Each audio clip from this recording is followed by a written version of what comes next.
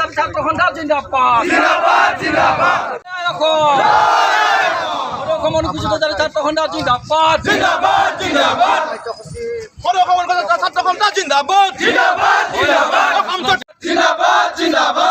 অনুসূচিত জাতি ছাত্র সন্থা জিন্দাবাদ সকলক এসি দিয়া মৰ্যাদা দিয়া নহব সকলক এসি মৰ্যাদা দিয়া নহব জয় জয় জয় জয় জয় ভীম জয় ভীম জয় জয় জয় ভীম জয় ভীম জয় ভীম জয় ভীম সংবিধানৰ কাৰণে সংবিধানৰ কাৰণে লুণ্ঠনৰ বিৰুদ্ধে জয় জয় জয় জয় জিন্দাবাদ জয় জয় জয় জয় জয় ভীম জয়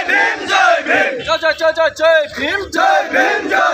শোষণৰ বিৰুদ্ধে লুণ্ঠনৰ বিৰুদ্ধে শোষণৰ বিৰুদ্ধে লুণ্ঠনৰ বিৰুদ্ধে বিজু হাজৰিকা হাই হাই বিজু হাজৰিকা হাই হাই ভৱেন্দ্ৰনাথ ভঁৰালী হাই হাই হয় আজি আমি বিশ্বনাথ জিলাৰ অনুসূচিত জাতি ছাত্ৰ সন্থাৰ তৰফৰ পৰা আজি বিক্ষোভ কাৰ্যসূচী হাতত লৈছোঁ সংবাদ মাধ্যমৰ যোগেদি আমি এটা কথা স্পষ্ট কৰিব বিচাৰিছোঁ চাওক অনুসূচিত জাতি সংৰক্ষিত আসনৰ পৰা বিধায়ক হৈ মন্ত্ৰী হোৱা সন্মানীয় আমাৰ পীযুষ হাজৰিকা ডাঙৰীয়াই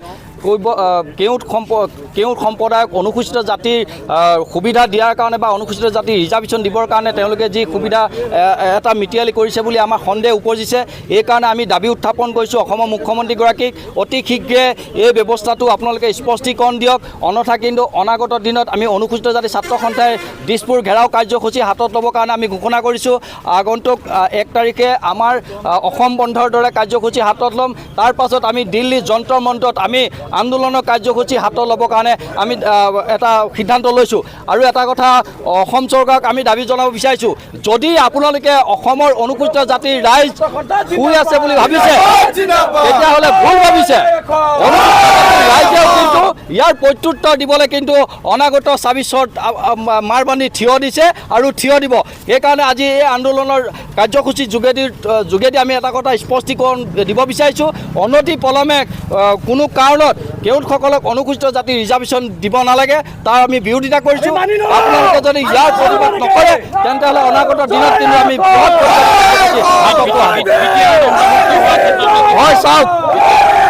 হয় চাওক বিটিআৰ অন্তৰ্ভুক্ত কৰিবৰ কাৰণে বিহালী সমষ্টিৰ আমাৰ ব্ৰহ্মাজান দানিগা আমজানি এটা পঞ্চায়তত অনুসূচিত জাতিৰ যি আমাৰ বসতি প্ৰধান এলেকা ব্ৰহ্মাজান দানিগা তাত অন্তৰ্ভুক্ত কৰিবৰ কাৰণে বিটিআৰত এটা ঘোষণা কৰিছে বা আমি পাইছোঁ এইটো কথা আমি দাবী জনাইছোঁ আৰু বিহালী বি মাৰিটো বিটিআৰ অন্তৰ্ভুক্ত কৰিবৰ কাৰণে যি